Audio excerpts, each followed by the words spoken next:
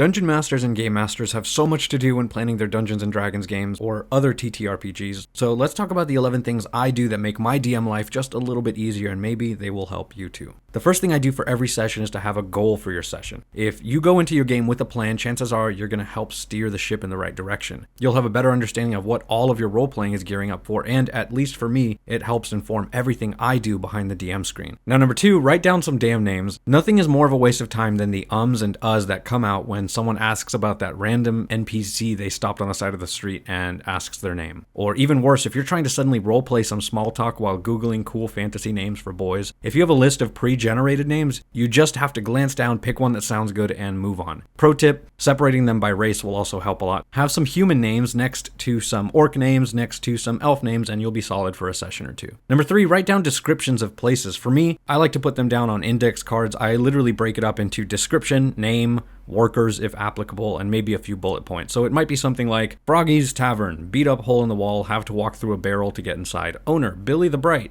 Barkeep, Tilly Tarfoot, smelly, stone floor and wood walls, weird sounds from the basement, vampire spawn below. This just helps expedite some of the thinking for me, and honestly, it helps me get into the habit of talking and describing instead of reading to my players. Maybe it'll help you too. Number 4, this one's big, take a break. Now, hear me out. I know we're talking about making your life easier here, so let me explain. If someone just asked something crazy, or some big plot hole just popped up, don't panic, roll with it. Say you need to pee and call for 15, and then you can Google furiously, recollect yourself, which is big, and then dive right back in. You'd be surprised how much time and honestly face you can save from taking a quick break and jumping right back into it. It's not only good for the table, gets the blood flowing again, so everyone can have a second wind, and it makes you look like a pro. Just do it. Now, the 5th tip is to write down AC, HP, and passive skills and any other important things that might come up. A quick way to save some time is to stop asking your players if something hits or not, or what their spell save DC is, and waiting for them to flip pages, and instead just glancing down and having it there at the ready. Plus, it just makes you look prepared. Number 6 is to roll attacks and damage at the same time. In lower levels, this may not be that big of a deal, but you'd be surprised how much time is taken up by just looking for that 5th D6 or tallying up damage after the fact. Roll it all at once, and while players are doing their stuff, you can have damage ready and moving on to the next player. It might seem like it's more chaotic, but when you get used to it, it really helps out. 7th is to learn mob tactics, or just learning how to manage large-scale battles. The higher up in levels your players get, the more the epic battle will start to grow. It's no longer a couple of guards or a handful of goblins. As they become stronger, the number of enemies invariably goes up too. So learning how to do mob tactics instead of rolling for each individual creature or monster is a huge plus. And if you don't know what mob tactics are, it's a rule in D&D for essentially taking averages for groups of like 10 or 20 or 50 creatures and using math basically to figure out how much damage one would take. That's the gist of it anyways. There's a lot more to it and it can get complicated, but once you know it, it is life-changing. Now, number 8, check in with players often. If you really want to make your life easier as a DM, communicating with your players is big. Check in with them one-on-one every couple of sessions. Ask them how they are liking their characters, how they are liking the sessions. Is there anything you can do better? But more than that, ask them what they think their characters are thinking, or how they are feeling after X event or Y death. Not only does it get them thinking and inform their role-playing, which helps everyone at the table, but their answers can actually help your decisions as a DM and the story as well. Number 9 is to take some notes during the game and after. Seriously, taking notes is big, and sometimes as DMs, we forget to do it because we have so many other things to do. Don't do the thing where you have to come up with an NPC on the fly, you give them a weird voice and a godforsaken name, and then 2 sessions later they come up again and you not only forgot their name, but you also changed their accent. Write down their name, take some notes on how you roleplayed them. It will save your skin more than once, trust me. And for those of you that like having your notes and music and descriptions and maps all in one place, today's sponsor is Describe. Now, before you skip, listen to this. I can have my notes, my music, my sound effects, and a map all in one spot, and what's even better is that you only need one subscription for the whole table. There's a lot of pre-generated texts and music and sounds that you can pick from and search through. It truly is pretty damn amazing, and if you don't believe me, just click the link in the description, use my code FANTASYFORGE, and check it out for yourself. Now, number 10 is to use reference images to help with descriptions and immersion. What I mean is when I'm running a game, hell, even when I'm planning one, I will Google images like crazy. I will look up reference images of those deserts or forests, costumes from movies that fit the vibe, or concept art that really stood out to me. I put it all in one place. For me, that's Milanote. It's a cool app, and no, that's not another sponsor, but I love them. But you can use a Google Doc or whatever. But that way, when you're in the middle of a game and someone asks for clarification on a location or a room or a person, you can glance at your mood board /art wall and just have a better better picture for the scene in your head. It helps me out. Maybe it'll help you too. And finally, number 11 is to have a backup plan. Look, if you know my channel, you know that I'm a writer. This means I love a good story. So of course I do a lot of preparing and writing and building scenarios, but I also am always ready to wing it. Part of being a good DM is knowing how to tell your story without a plan, and above all, remembering that you are not the only narrator. Yes, your players are part of that storytelling, and like it or not, your players will go off the rails because that's the whole point of playing a collaborative TTRPG, and you need to be able to roll with it. So have a backup plan, a random encounter, or just get good at improvising. The worst thing you can do is try to force players back onto your pre-planned road just because that's where the midpoint of the story is, and then make them feel like they are just pawns, not characters. Run towards the chaos, and the game will get funner for everyone, trust me. Anyways, those are 11 things I do when running my games that I really feel like they help make my entire process as a DM just a little smoother. Leave your own tips in the comments down below. For all the DMs that are watching this video today, I also just really want to hear them. And now, like always, it is time for some quick shoutouts.